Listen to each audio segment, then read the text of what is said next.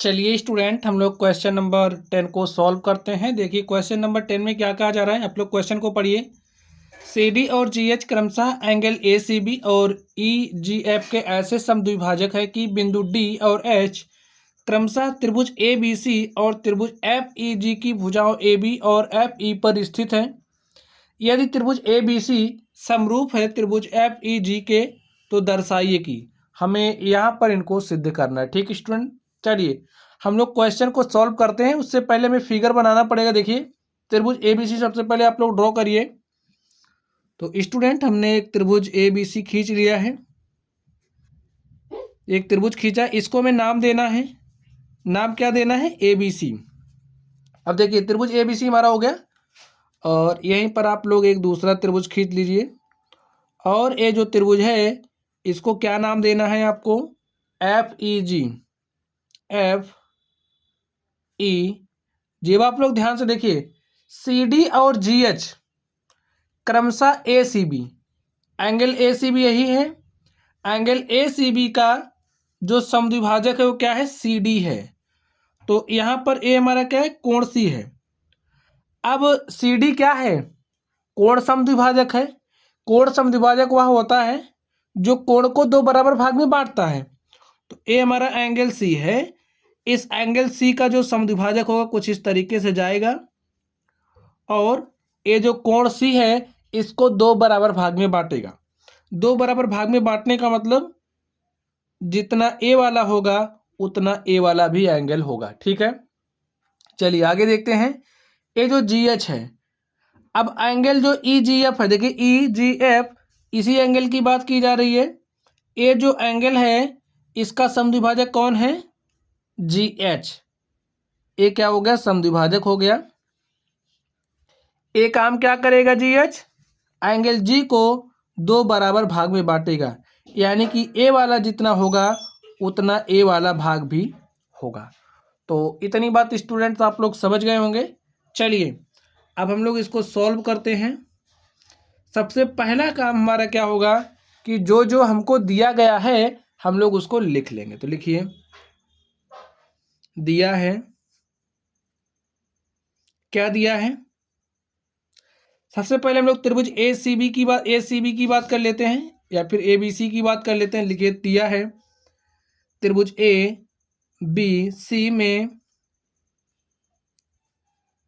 जो C D है, A B C में C D, angle A C B, देखिए एंगल ए सी बी का समद्विभाजक है। ये दिया गया है। चलिए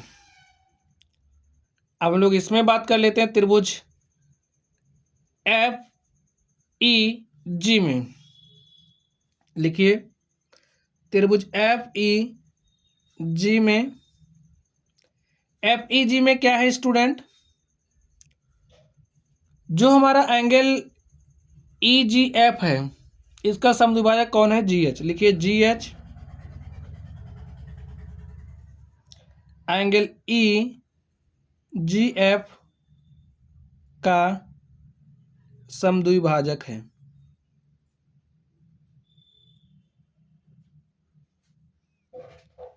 समद्विभाजक है। और आगे देखिए हमें क्या दिया गया है? त्रिभुज ए बी सी समरूप है त्रिभुज एफ ई जी के। लिखिए, और दिया है त्रिभुज ए बी सी समरूप है किसके? त्रिभुज एफ ई जी के। तो स्टूडेंट यहां से देखिए हमें कुछ मिलेगा। त्रिभुज ए बी सी समरूप है त्रिभुज एफ ई जी के, एफ ई जी के। जब दो त्रिभुज समरूप होते हैं तो इनके जो संगत कोण है वो क्या होते हैं? बराबर होते हैं। ए बी सी एफ ई जी के क्या है? समरूप है। तो यहां से जो हमारा एंगल ए है वो बराबर हो जाएगा एंगल एफ के। देखिए, ए बी सी समरूप है एफ ई जी के, तो एंगल एफ, जो एंगल ए है बराबर होगा एंगल एफ के। एंगल बी बराबर होगा एंगल ई के। एंगल बी बराबर हो जाएगा एंगल ई के। और देखिए ए जो हमारा एंगल सी है, अभी हम पूरे वाले एंगल की बात कर रहे हैं। ए हमारा जो पूरा वाला एंगल है वो बराबर हो जाएगा एंगल जी के, एंगल सी बराबर होगा एंगल जी के। स्टूडेंट चलिए अब हम लोग इसके ये जो इस एंगल की बात कर लेते हैं, इसकी भी देखिए। अब आप इसका हाफ ले लीजिए, ठीक है, दोनों तरफ 1/2 से गुणा कर सकते हैं, कर दीजिए। Half of angle C will be equal to half of angle G. भाई अब यहाँ से आपने क्या समझा कि ये जो एंगल सी का हाफ, जो पूरा एंगल सी है, तो पूरे एंगल सी का जब हमने हाफ लिया तो हाफ ऑफ एंगल जी के बराबर, ए वाला भाग इसके बराबर, ए वाला इसके बराबर, ठीक है। हाफ ऑफ एंगल सी बराबर है हाफ ऑफ एंगल जी के। और ये सब हमने किस आधार पे लिखा, इसको लिख लीजिए, समीकरण हमारा 1 है, इसको आप 2 नंबर ले लीजिए, भी इसकी जरूरत पड़ेगी, इसको आप 3 नंबर ले लीजिए और इसको आप 4 नंबर ले लीजिए। अब लिख दीजिए हम जानते हैं, या फिर चूंकि लिख देते, समरूप त्रिभुजों के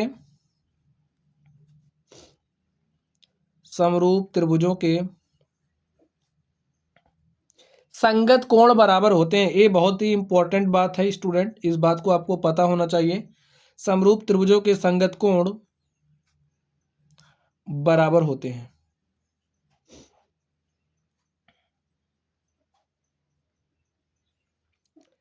अब इतना तो हमें दिया गया था, जो दिया गया था उससे हमने इसको प्राप्त कर लिया है, ठीक है। चलिए अब हम लोग देखते हैं मैं सिद्ध क्या करना, आप लोग फर्स्ट नंबर को ध्यान से देखिए। सिद्ध करना है फर्स्ट नंबर में,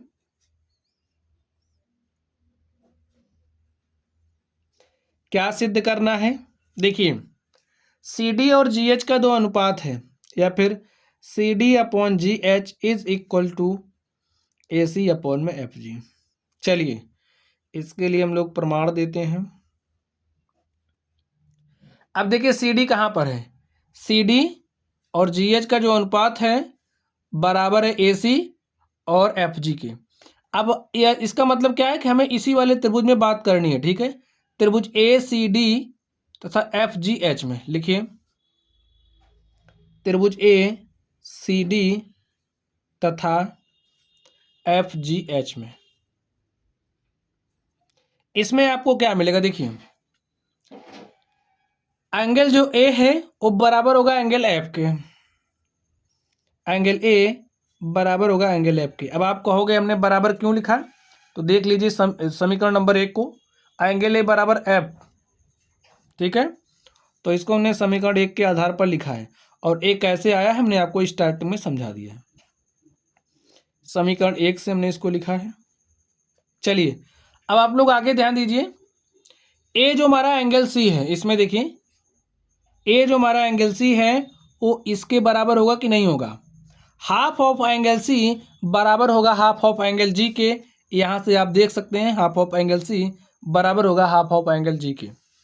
तो लिख दीजिए जो हमारा एंगल सी है, अब ए सी डी में यही तो एंगल सी है, एफ जी एच में एंगल जी है, तो लिखिए जो हमारा एंगल सी है वो बराबर होगा एंगल जी के। और इसको हमने किस आधार पर लिखा है, समीकरण 4 से। तो स्टूडेंट्स आप लोगों ने क्या समझा, ए वाला कोण इसके बराबर, भाई इसके संगत ए कोण है तो इसके बराबर हो गया, ए वाला इसके बराबर है, तो यहां पर हमें एंगल एंगल समरूपता की कसौटी मिल रही है। लिखिए एंगल एंगल समरूपता की कसौटी से, समरूपता की कसौटी से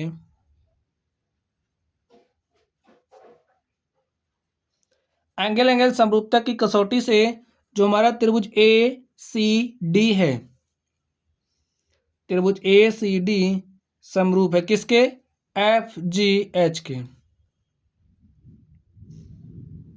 समरूप हो गया। इसलिए स्टूडेंट क्या हो जाएगा, हम जानते हैं कि जो हमारा समरूप त्रिभुज होते हैं, समरूप त्रिभुजों की संगत भुजाएं समानुपात में होती हैं।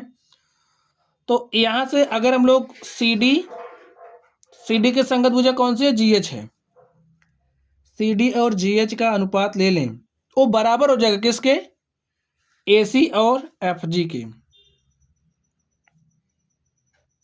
और बराबर किसके हो जाएगा, देखिए ए डी और एफ एच के, लेकिन कोई बात नहीं, हमें इतने की ज़रूरत है, हम लोग यही लिखेंगे क्योंकि ये हमें प्रूव करना है। ठीक है स्टूडेंट, और इसको हमने किस आधार पर लिखा, लिख दीजिए समरूप त्रिभुजों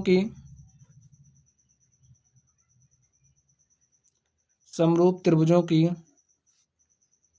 संगत भुजाएं, ये बात भी आपको एकदम जहन में उतार लेनी है। समरूप त्रिभुजों की संगत भुजाएं समानुपाती होती हैं।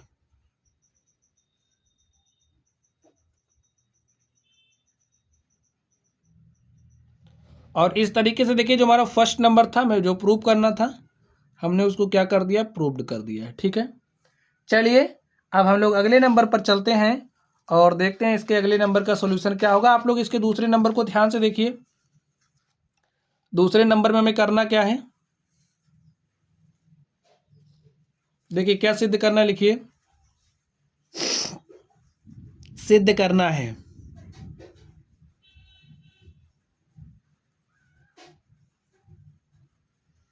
क्या सिद्ध करना है, त्रिभुज डी सी बी समरूप है त्रिभुज एच जी ई के। ठीक है, चलिए इसके लिए हम लोग प्रमाण देते हैं। हम लोग किस त्रिभुज में देखेंगे, देखिए त्रिभुज डी सी बी, लिखिए त्रिभुज डी सी बी तथा त्रिभुज एच जी ई में, एच जी ई में। स्टूडेंट्स यहाँ से हमें क्या मिलेगा, देखिए त्रिभुज डी सी बी तथा एच जी ई में क्या मिलेगा, डी सी बी तथा एच जी ई में ए जो हमारा एंगल बी है वो बराबर है एंगल ई के, एंगल बी बराबर एंगल ई की। और इसको हमने किस आधार पर लिखा, देखिए जो हमारा एंगल बी है बराबर एंगल ई है समीकरण 2 से। ठीक है, इसको हमने लिखा समीकरण 2 से। अब आगे ध्यान से देखिए, ये जो हाफ ऑफ एंगल सी यानी कि एंगल डी सी बी वो बराबर हो किसके, एंगल एच जी ई के, या फिर आप इसको ऐसा भी लिख सकते हो, जो हमारा एंगल सी है वो बराबर होगा एंगल जी के। और इसको हमने किस आधार पे लिखा, देखिए ये क्या है, पूरा जब आप एंगल सी लोगे, पूरे आपने एंगल सी को लिया तो ए इसके बराबर है। जब हमने हाफ ऑफ एंगल सी यानी कि इसकी बात करी, ए तो हमारा वही है हाफ ऑफ एंगल सी, ए भी वही है, तो ए इसके बराबर हो रहा है। इसको हमने किस आधार पर लिखा, देखिए समीकरण 4 से। ठीक है,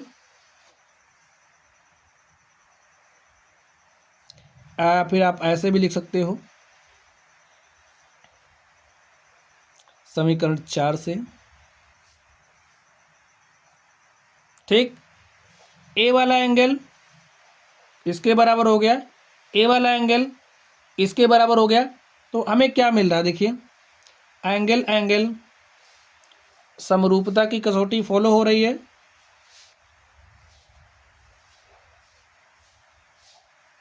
समरूपता की कसौटी से, एंगल एंगल समरूपता की कसौटी से जो हमारा त्रिभुज डी सी बी है, डी सी बी, देखिए डी सी बी समरूप है एच जी ई के। हमें यही प्रूव करना था और स्टूडेंट हमने इसको क्या कर दिया, प्रूव्ड कर दिया। ठीक है, चलिए अब हम लोग अगले नंबर पर चलते हैं और देखते हैं हमारा अगला नंबर क्या है। तो आप लोग इस तीसरे नंबर को ध्यान से देखिए। इसमें हमें क्या करना है, सिद्ध करना है।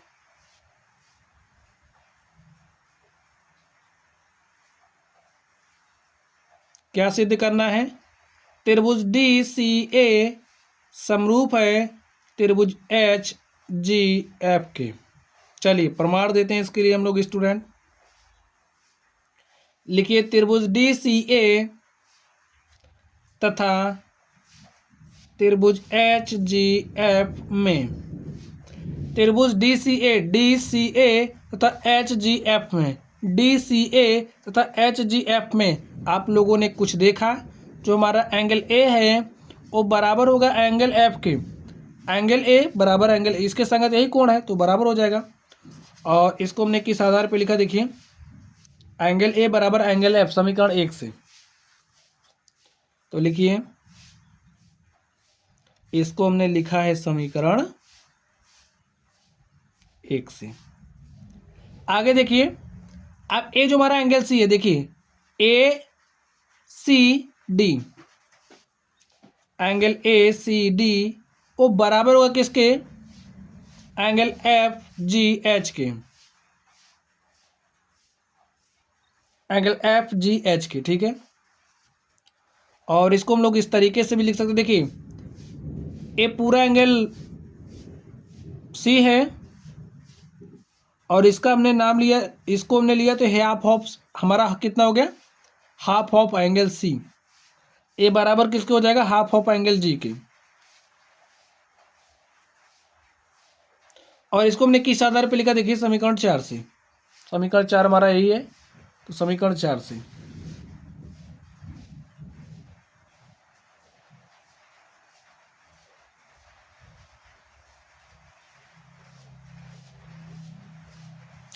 समीकरण 4 से। चलिए अब आप लोगों ने कुछ देखा, ए इसके बराबर हो गया, ए एंगल इसके बराबर हो गया, तो हमारी एंगल एंगल समरूपता की कसौटी फॉलो हो रही है। लिखिए एंगल एंगल समरूपता की कसौटी से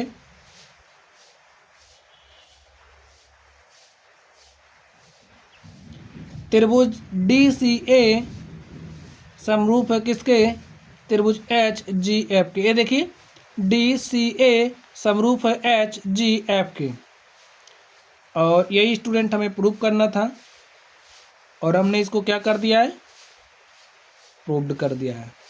तो इस तरीके से ये जो हमारा क्वेश्चन था, क्वेश्चन नंबर 10 के हमने सवालों को सॉल्व कर लिया है। चलिए गाइज आप लोग पढ़ते रहिए। अगर आप लोगों को कोई भी डाउट हो तो आप लोग कमेंट बॉक्स में कमेंट करना। वीडियो पसंद आए तो वीडियो को लाइक कीजिएगा, चैनल पर नए हो तो चैनल को सब्सक्राइब कीजिएगा। चलिए आप लोग पढ़ते रहिए। Thank you.